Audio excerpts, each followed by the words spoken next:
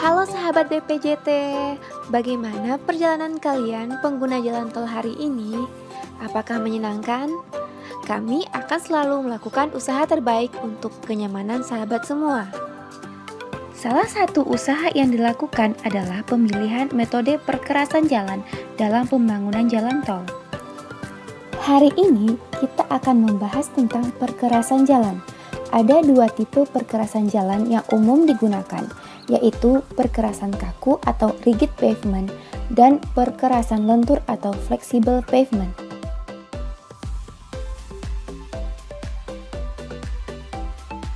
Yang secara sederhana dapat dilihat perbedaannya sebagai berikut.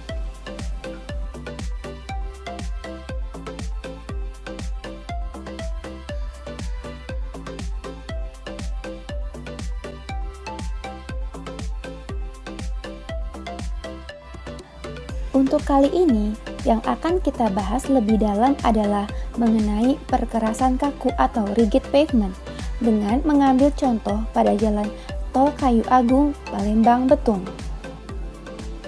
Jalan Tol Kayu Agung, Palembang, Betung atau bisa kita sebut Kapal Betung merupakan bagian dari jalan tol Trans Sumatera yang membentang dari daerah Kayu Agung, Palembang hingga ke Betung sepanjang 111,69 km.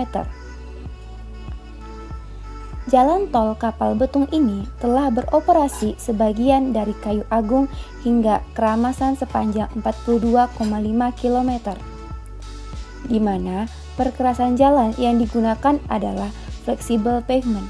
Sedangkan untuk segmen Keramasan sampai dengan Betung yang saat ini sedang dikonstruksi, diancang menggunakan rigid pavement.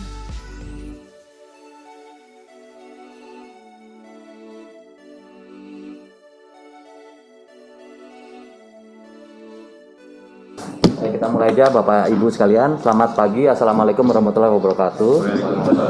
Yang kami hormati Pak Direktur Bintek dan yang mewakili Pak Herwit dan Bapak Ibu sekalian yang mohon maaf saya tidak sebutkan satu persatu. Terima kasih atas kehadiran pagi hari ini.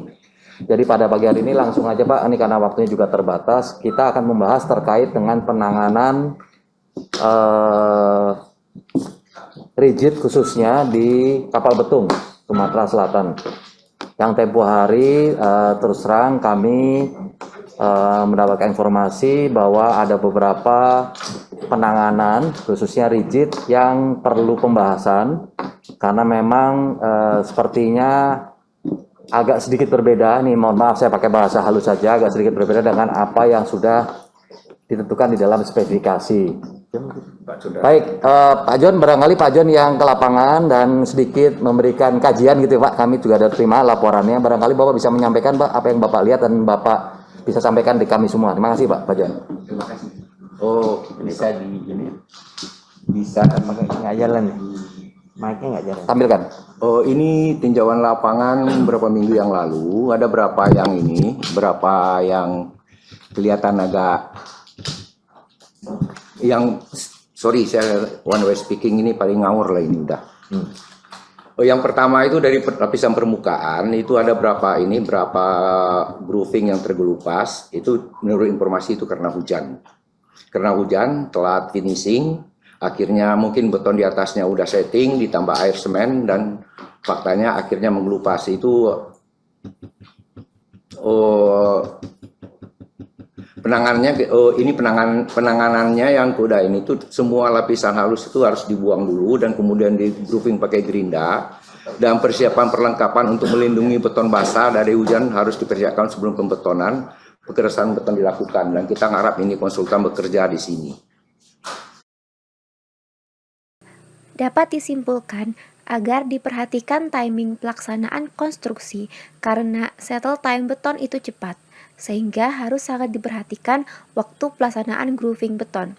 Selain itu, agar disiapkan pelindung dari hujan sehingga pekerjaan masih dapat berlangsung pada saat hujan. Dan kemudian dawal tie bar dan pemasangan dawal dan skema pemasangan dawal dan tie bar. Kita mulai dari dowel. Dowel yang digunakan itu diameter 32, panjang 70 dan jarak 30 cm. Pada pelaksanaannya terdapat masalah, dan ini juga masalah pelaksanaan, dan saya juga ngarap konsultannya, dan ini pelaksananya juga aware masalah ini. Pemotongan dowel itu dilakukan dengan kayaknya dengan ini ya, dengan manual banget, dan di ujung-ujungnya itu masih banyak terdapat benjolan-benjolan. Kita tahu dowel itu mungkin tujuan utamanya sebagai load transfer, tapi juga dia harus bisa membebaskan pergerakan beton. Jadi semua yang sifatnya menghambat pergerakan beton itu harus dibersihkan. Yang kedua, tonjolan-tonjolan merek itu bakal ini kalau kita cor dengan beton itu akan menimbulkan friksi dan menghalangi pergerakan beton. Dan pelumasan dowel. Dowel itu sebahagian harus bebas. Kalau sepertiga dowel itu dilumasi, berarti ada 2/3 yang nggak dilumasi. Kemungkinan untuk dipotong di tempat ini, katakanlah di daerah di luar yang di luar itu masih banyak bahagian beton yang kejepit beton. Saya nggak tahu ini, harusnya 2/3 yang dilumasi. Dan harusnya pelumasan itu dilakukan dengan tipis aja dan dilakukan ke-2/3-nya. Nah, penggunaan plastik. Plastik itu digunakan terlalu besar ukurannya, melebihi dari ukuran dowel. Kalau dicor beton, itu nanti akan menjadi perlemahan di situ. Dan nanti hubungannya ke dowel effectivity. Untuk menjaga posisi dowel tetap lurus secara vertikal dan horizontal, bagian dowel yang dilumasi diikat, itu ini praktisnya. Untuk menjaga dowel yang bergerak saat pembetonan bangku IAP, dan sesuai dengan standar Bina Marga, dowel itu sampai sekarang masih T/8. Nanti kalau misalnya mau open to discussion, saya sangat-sangat welcome. Ini dipakai 30, panjang 32, panjang 70 dan jarak 30. Harusnya dowel itu kalau untuk tebal 30 itu diameter 38, panjang 45, jarak 30. Dan itu masih dalam standar Bina Marga. Mengenai mau di open discussion nanti saya sangat welcome. Dan terus mengenai tie bar dan pemasangannya, tie bar yang digunakan berukuran 12 mili. Ini juga di standar itu harusnya untuk tebal 30 paling sedikit itu 16 mili. Jarak 75 dan panjang 75 cm. Saya kira mungkin itu udah jelas di standarnya. Habis itu mengenai ininya, tie bar itu harus didesain per segmen sehingga tidak terjadi overlap antara lebar dan dowel, dan itu bakal menimbulkan excessive stress di corner. Dan kayak kasus Lampung Palembang itu kayak kita tebak-tebak buah manggis. Ada corner crack, kita bongkar, persis kawin. Dan ini kayaknya di dokumen kontraknya cuman dibikin T sekian, jarak sekian. Kontraktor melaksanain. Nah, seperti yang kita lihat di sini, ini udah yang di gambar pertama ini. Sorry, Pak, gambarnya yang ini bukan? Ya, itu udah persis di bawah tempat pemotongan. Yang di bawahnya lagi itu udah overlap.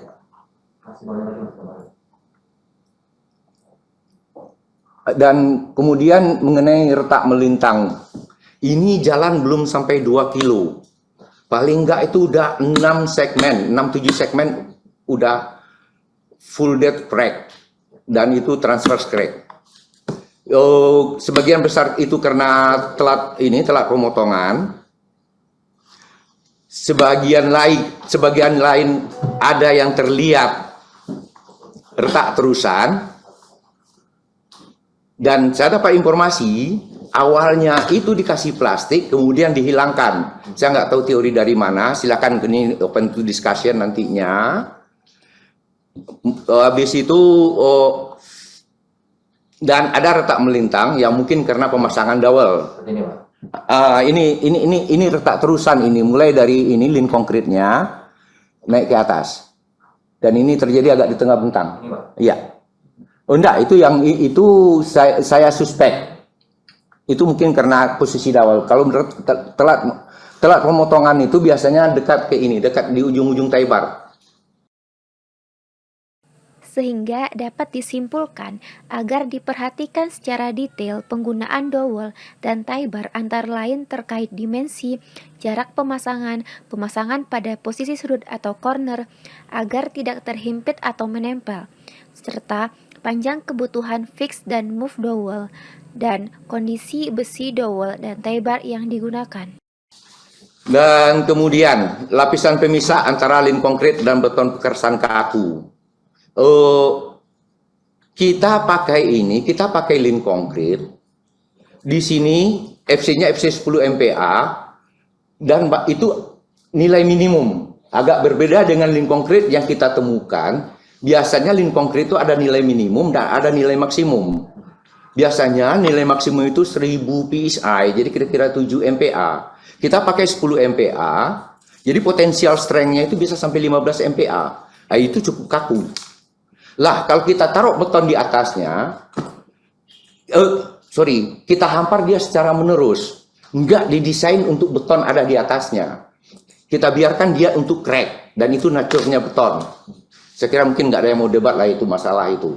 Dan tipikal beton strength rendah itu, retaknya rapat, lebar cracknya nggak terlalu lebar. Semakin tinggi dia, retak tambah jarang, lebar retak tambah gede. Lah, kalau kita taruh beton di atasnya, ada yang namanya constraint shrinkage induced crack yang bikin beton retak, dan retak di bawah itu dia akan tembus ke atas karena dia bakal jadi komposit. Yang harus kita perhatiin, proses kompositnya itu dua mekanisme yang bekerja di situ. Ada chemical reaction antara beton lama dengan beton baru, dan ada friction. Kalau beton lama dengan beton baru kita tempel, itu frictionnya bisa sampai 15 sampai 20. Dan itu sangat kaku dia. Lah, kalau kita nggak kasih bond breaker, itu retak di bawah itu bisa muncul ke atas. Yang Bapak bilang mau durable itu bukan durable yang Bapak dapatkan. Dan ini masih sesuai dengan standar yang saya baca. Kadang-kadang kan kita lihat teori, kita cari basic teorinya apa, kita cari penguat lewat standar. Hampir semua standar masih melakukan yang begitu. Ya Eurocode, ya standar ini, ya dari ASTO. Malah saya sampai buka standar Cina, standar India. Masih seperti itu. Dan memang itu harus. Malah untuk 7 MPa pun masih harus. Dan nanti ada ininya SOP khusus. Kalau misalnya strength-nya lebih dari 7 MPa harus bagaimana, itu ada SOP khusus. Kita pakai 10 MPa, potensial strength-nya itu bisa sampai 15 karena itu minimum strength. Kesimpulan yang didapat berdasarkan spesifikasi Direktorat Jenderal Bina Marga, berbagai standar yang berlaku di Indonesia maupun di luar negeri, serta pembahasan barusan, dapat ditarik kesimpulan bahwa pada perkerasan kaku diperlukan lapisan plastik sebagai bond breaker antara lapisan lin konkrit dengan slab beton. Selain itu, diperhatikan mutu yang diperlukan untuk masing-masing lapisan pada rigid pavement. Dan yang terakhir itu di batching plant. Batching plant di sana itu sama sekali tidak siap untuk memproduksi beton. Pekerjaannya udah 2 kilo. Iya, di sana nggak ada alat sama sekali. Perkiraan kadar air kayaknya, malah produksi beton itu berdasarkan ampere, dan itu udah kiamat itu. Udah kalau karena kebetulan saya tukang beton, saya udah kasih tahu di lapangannya, ya laboratorium di batching plant itu jantungnya beton. Ya dilengkapin, dan itu nggak mahal-mahal banget kalau menurut saya. Saya kira cuman itu yang saya temukan di sana. Yang pertama mungkin yang harus kita lihat di sini mengenai tie bar dan dowel bar itu katanya memang gambar desainnya begitu, tapi standar kita mengatakan lain. Dan mengenai plastik, standar kita mengatakan gitu, dokumen kontraknya mengatakan begitu, nggak taunya tiba-tiba dihilangkan. Dan dari yang kita lihat di situ Pak, dengan 2 kilo jalan, dengan retak yang sebanyak itu, saya takutnya kejadian lagi untuk early failure.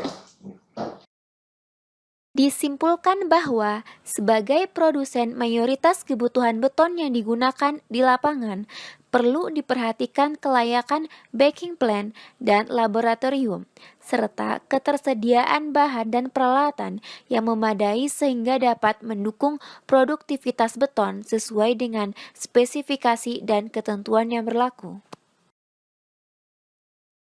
Saya kira mungkin di Seanu segitu yang bisa saya sampaikan.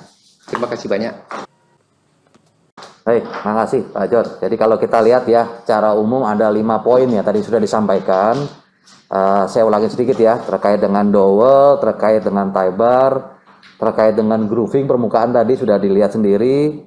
Lalu ada sambungan antara LC dengan rigid, tadi sudah dijelaskan. Dan terakhir adalah batching plan.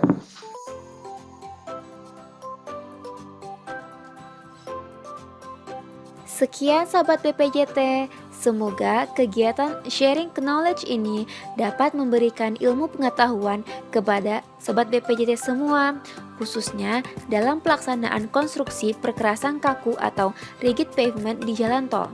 Sampai jumpa lagi di video selanjutnya.